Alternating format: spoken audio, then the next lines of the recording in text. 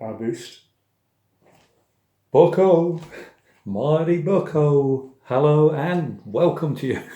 We speak to you on the 10th of December 2024. And if you look a bit bog-eyed, it's because we got two phones set Two going at the same time. In two directions. So Lee's popped round and we've had a cuppa. Jane's just doing some wrapping of presents upstairs. And everything generally good. It is. A bit tired. Just finished a 72-hour week on nights and been to the gym. So I'm not biting off more than I can chew. 12-hour shifts, you were saying, Lee? Yeah, I know my limits. Yeah. But I don't want to chew off any more. So we're going to just comment on a few things that grab our interest and just share. So I was just saying to Lee that a number of weeks back, Jane and myself, we went to the Birmingham City Hospital to have a bone density scan on Jane's recovering from a broken leg. So we'd gone through to that department and we were sitting in an empty, really waiting area. A few people coming out of various doors as they've seen the specialists. And Jane had gone through, they'd called her through, she'd gone through to speak to the doctor, and I was looking directly at this notice board. Now, all the NHS, the general things, please, when you come, don't do this, do that. And there were these number of little leaflet posters, whatever you want to call them, related to cancer and things related to cancer. But the one thing you don't expect to find is the F word within the context of what they're talking about. Now, this isn't about whether people use the F word in their own language, whether you swear, you don't swear, whether you swear a bit or whatever. It's not the issue. The issue here, what I'm trying to say is, in this sort of professional context of a hospital, you would not expect to see it. But now it said FU, and then they tweaked the C and the K into like a bow, isn't it? Yeah. So it's F cancer, never give up.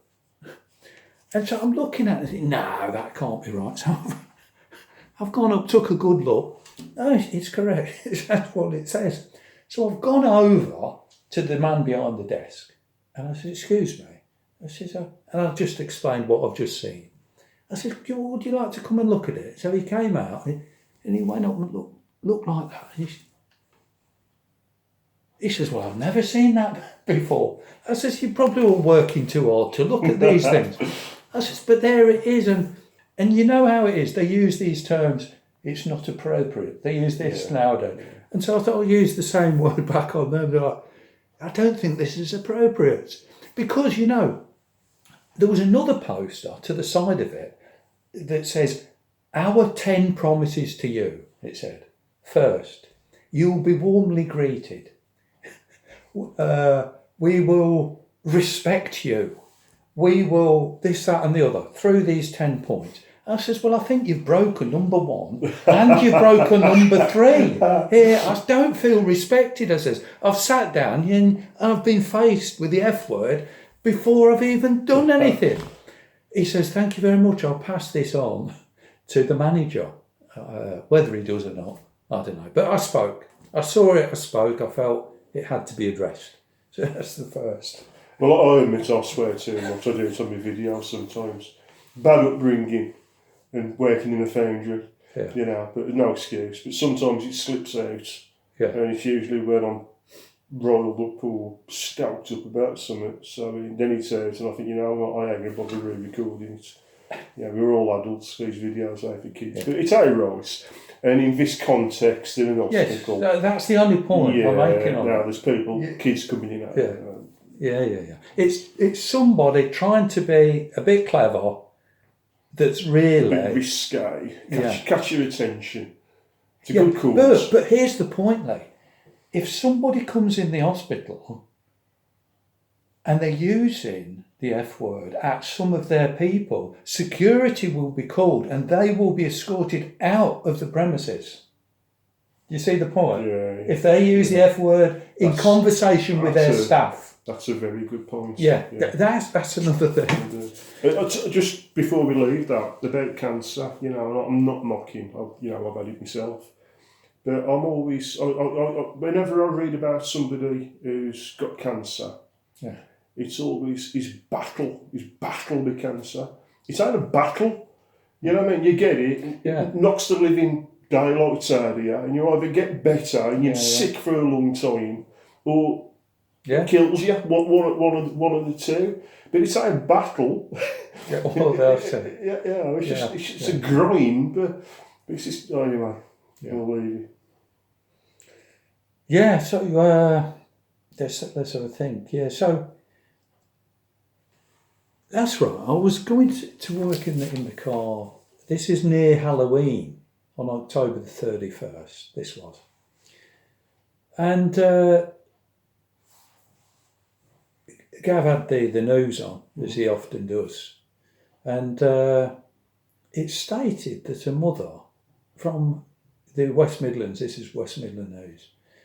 Had knifed in the chest and killed a 10-year-old daughter and kills her in a bed. And I reflected on this as I got to work, and I thought, well, okay, we don't like to dwell on the fact that there are people with the dark occultists do dark things on this night as a high season of their calendar date. And is this a type of picture that will be happening on occasion amongst these hardcore dark occultists, of which these high up people in politics, and it appears aspects of this cabal are engaged in such things? I just thought, on the very day of Halloween, this is brought up, and it's strange. I just thought it's highlighting something. Not nice to dwell on, but nevertheless, these things.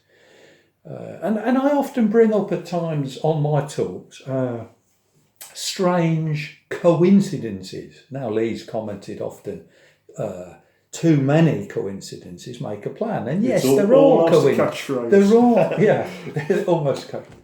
Yeah, there are coincidences, and but there are some. I often look at things and sometimes I spot certain things. And this is one that got my attention. Now, for those, again, this is related to football, but it is quite unusual. Now, from Leicester, and obviously that was the side that I liked, and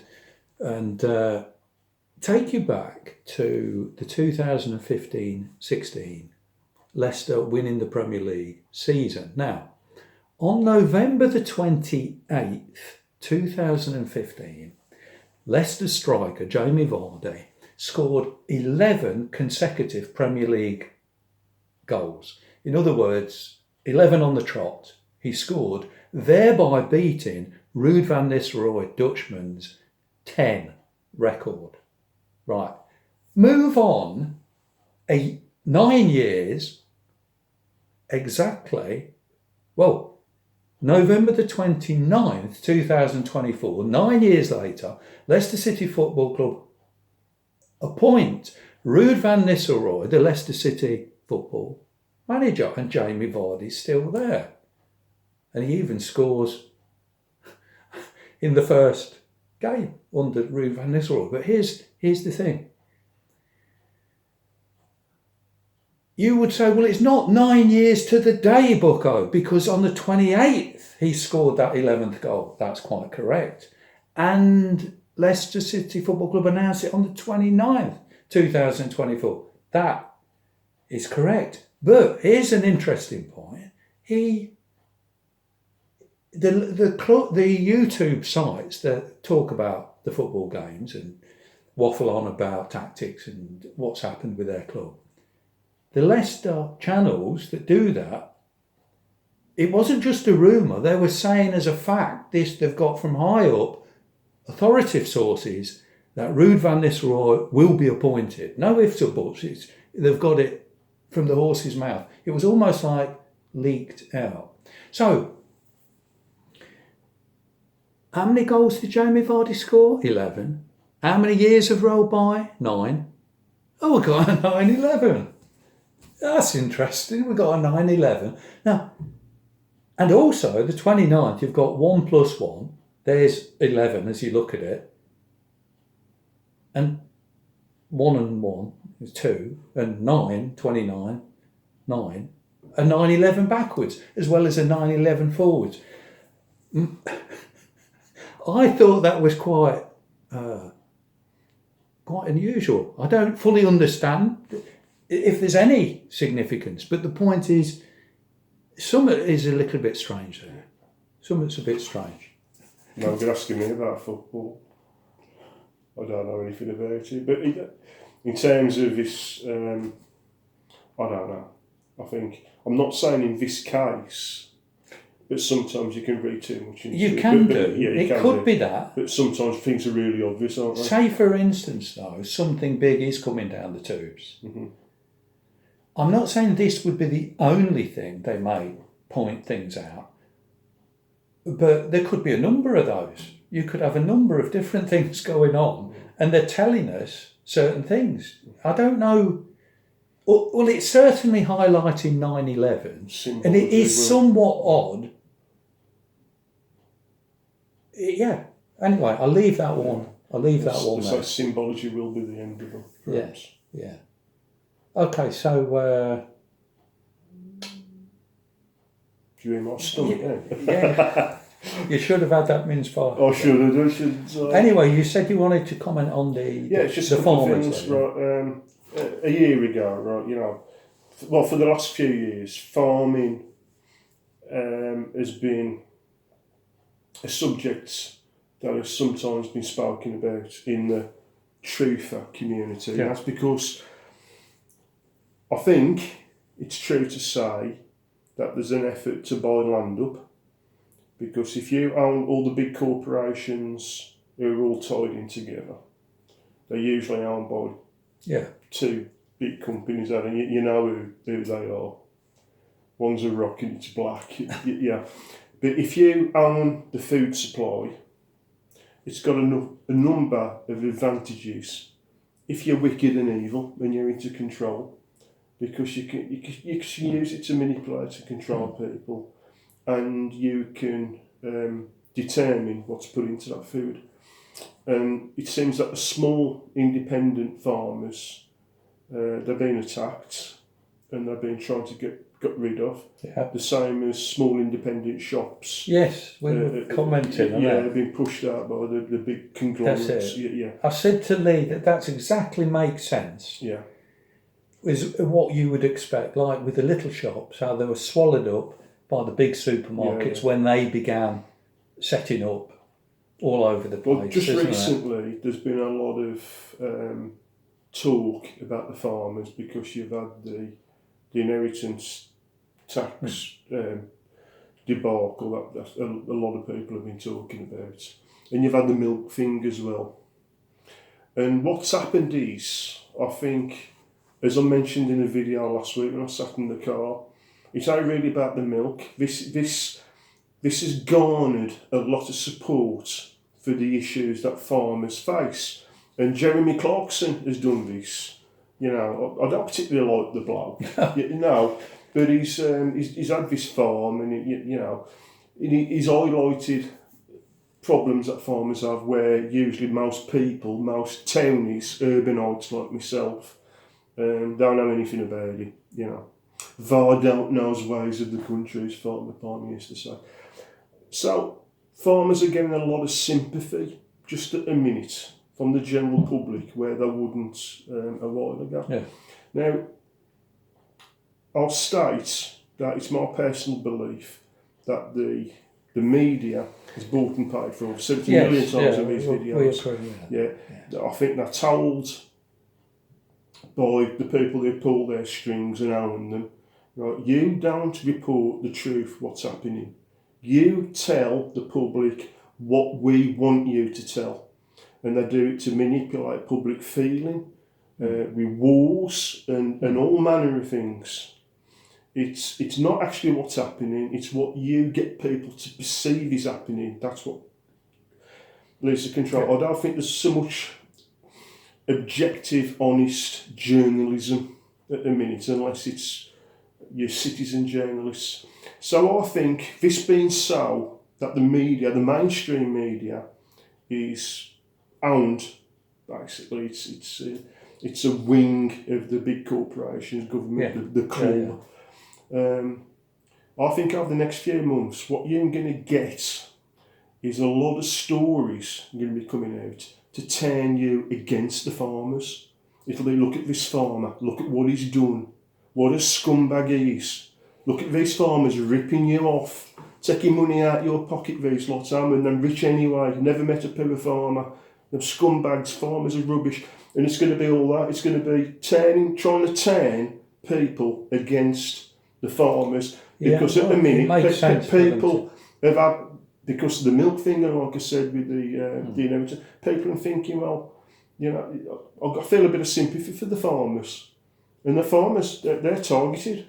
The club want to get rid of them so they can own all the land and control.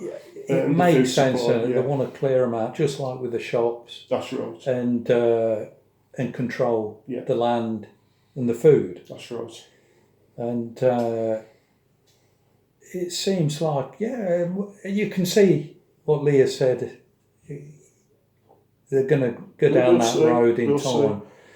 So that's your... Those stories will come out in the... That's your prediction then for... that's my prediction. 2025. Oh, it can... Yeah. I would say that sounds about right, because this government, ever since they got in, and we know all of them, some would favour reform, but if you got rid of... Hopefully they're not controlled, but even if they got in, the evil controllers would get somebody in to lead them. If you get rid of every single one of them, cleared all of them out, right, it don't matter because the spares. It's true. You get the same. Yeah. They got spares lined up. I mean, it's like the Trump thing, isn't it? There's common sense things that people would hear and say, well, that just sounds normal, so therefore they're the more favoured. But the whole issue is of control, isn't it? It's like, I mean, you've sort of said it was a type of prediction because you could see it going down that road with the farmers. I'd say a type of prediction, we're not being categorical, but we could see something like this coming. I'd say with the Trump thing, because as Leah said in days past, that he's more than likely in the club. You don't get to this position of power without the approval of the high ups. You've got to get people on your side as well. Yeah, he's playing the part. I would tend to think that is the case. And here's the thing, I can see, I tend to think he will not live through his presidency. What I mean by that is there will be an assassination type event where he will be removed at some point, like the Kennedy thing, that will have shockwaves and demoralisation of the United States, and it will be done for a reason, and everyone will talk about it, you'll read about it, you'll hear about it, you'll see pictures of it, but will he really be dead? These people, do they really? I tend to see it coming, because all these sort of fake assassination things, the thing with the ear and that film being released, Thine Ear Shall Bleed, 4 weeks before the attempted shot. To me, it's theatre. We said this at the time. It looks like theatre. And this is just setting the stage to gear up that he will be assassinated. And I tend to feel there will be an event where it will be portrayed as though he is. There was a story, we know for an absolute fact now that I don't tune into mainstream media, but there was one on social media yesterday, I think it was, or the other day, and you don't know whether these stories are just baloney, but some bloke had vowed at some point to strangle Trump. How's he going to get his hands around his throat? No, I mean, it's ridiculous, isn't it? Yeah, it is. But what I'm saying is he's planting seeds, isn't he? You know, it wouldn't surprise me. A sort of assassination type attempt, whether it's real or false, who can say? But it will appear as though it's real, I think. Well, that's pretty straightforward, isn't it? We'll see. One thing we're going to finish off in a bit. We'll finish off. Yeah, because we've run out on 20 minutes. The one thing I want to say is, I know I can bore the living daylights out of people by banging on about the same subject sometimes. I get that. I try not to do it. It's important that we don't forget them. I try not to do it in my private life. I tend to keep it to this. This is like my vent. So you get a false idea of what I like, but I banging on about it constantly at work and to my mates and all that stuff. But one of the things I've spoken about in the past, I'm going to speak about again today quickly, and it's about, I'm very disappointed in the church. Now, I don't think you can get through to people the difference between religion and faith. That's obvious. They don't understand it no more than I understand the offside rule. Don't care, not interested, ain't bothered. You know, and that's it. And they're fixed on that. So, but there is a difference. They're not interchangeable concepts. There's a big difference. But the way the church has behaved over the last few years has disappointed me. And what's got me talking about this is I went past the local church yesterday, had a walk, and it's got a lovely nativity scene in the churchyard in front of the church so that anybody walking past on the street can see it. And it looks like a converted rabbit hutch with a bit of perspex over the front, you know, to keep the weather out, and it's got a bit of straw in it and the little mannequins and the nativity scene, and it's lovely, it's great. It's been there a couple of years now. But this year there's been an addition, and the addition is a little sign next to it. And I took a photograph and I read the sign out to you, didn't I? But I'm paraphrasing it out of my memory. But it says along the lines of, this nativity scene was put here in 2020 when we were in the middle of a COVID scamdemic, but using the proper words. Because the parishioners they couldn't come to church, we were shut. And I wouldn't say it roiled me, that's too strong, but it stirred something in me. I thought, no, this ain't right at all. And I've said many times, if you're a vicar or a priest or a dean or something like that, you've been to theological or ecclesiastical college, you should be able to... They should have some sort of discernment. Yes. It's missing. Well, they should know scripture enough to be able to pass it on and be questioned on it. Yeah. More than the layman. Yeah. And yet this was so evil. Yes. And he completely haven't got a bloody clue. Yeah. Now, their parishioners, because of the area that this church is in, are mainly elderly. And I think it's fair to say that elderly people tend to watch television more than most because they live alone and a lot of them are widowed. And it's company for them when they're on their own. Yeah. Well, they turned that on, and what did they get? We all know what they got over 2020. You're going to die in the most horrific way. The bodies are piling up. You next. And that's what they got. And that's why you saw them, the pensioners, walking around, muzzled up, eyes like saucers, terrified. They'd had the fear of God put in them. Yeah. Absolutely terrified they was. Now, to me, some churches opened didn't they? We know Well, one this is particular. it, and Yeah. I mean, Yeah, and there was that. thankfully, there was but that they're famous- always the minority. Yes, weren't they? there was that famous video. I think he was a Canadian, but he was Yeah. a Polish vicar, and the police come to shut the church, and he gave him a right shoeing, didn't he? Yeah, So he called them get- Gestapo and get- Stasi, I think. get and out of it, told you know, them in no uncertain terms. It was Polish, so he would have remembered the communists they and, went, the Nazis. wasn't it? Yeah, Two so or three of them. Yeah, wasn't he it? They're shooed off the them land. off. Yeah. Now, this one that I'm talking about, like many of them, including the cathedral, which was built at great expense for the express intention of worship of Jesus Christ, shut their doors. What they should have done is thrown the doors wide open and beckon people in and says, look, the deceiver is doing his job, he's deceiving. Right? You're being lied to. Here's how. Here's up the figures, Office of National Statistics, National Audit Office.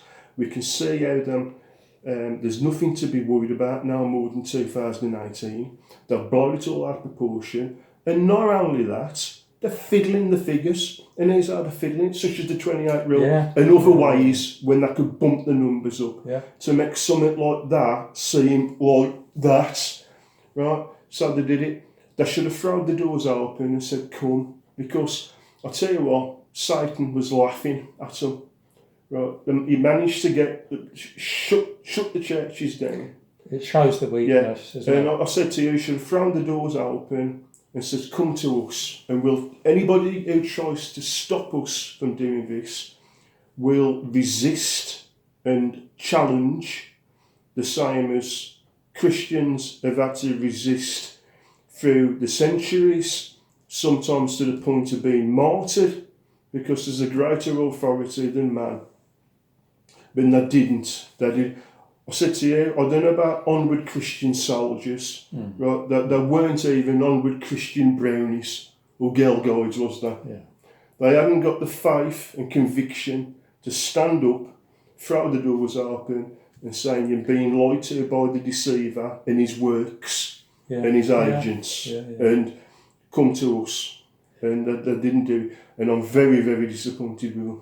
Very disappointed. I mean, I did a talk a good while back, scrolling back in my videos on something like a question I've been asking myself for the last couple of years.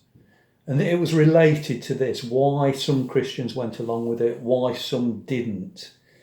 Sad to say, the majority seem to always go along. And is it because there's a definite lack of strong men with fibre who in the right spirit of a gentle, loving spirit says, no, we're not going along with this. No. And a lot of people can't say those words. Well, it's not the desire to appease and to accommodate, and we've got to obey the authorities, even if they're lying and deceiving us. But first it comes to, do they discern it themselves? No. Individually, personally, and then those in authority in the church. But I understand. Yeah, I don't think it's even to do with being a strong man. It's just about doing the right thing, which anybody can do. An analogy I used was that if you give the school bully your dinner money on a Monday, right, you ain't going to appease him, you ain't going to leave you alone. What he's going to do, he's going to expect your dinner money on a Tuesday, Wednesday, Thursday and Friday. Yeah. That's all that happens, that's how it works. And that'll take a strong man to or woman to oppose that. It takes somebody who's doing the right thing. Right. That can be anybody. I think mine's going to cut out after all. All right. Yeah. So up to 29 minutes, are we? One last thing. We had a couple of new people in church, and this chap was called Kennedy, right? And he came with his lady friend, and she was called Kay. Now, I always have a problem trying to remember names of people. And I thought, oh, yes, this is a good way of remembering it. I'll just call them both JFK. So, anyway... We wish you all a happy Christmas. I was Christmas. going to say a name was Norma Jean or Jackie. Anyway, we wish you a happy Christmas, Happy Christmas. and we a had good got New there, Year, yes. New Year, peaceful New Year. Fortnight to run. So, all the best. Happy Christmas. Yeah, God bless. Be seeing you. God bless.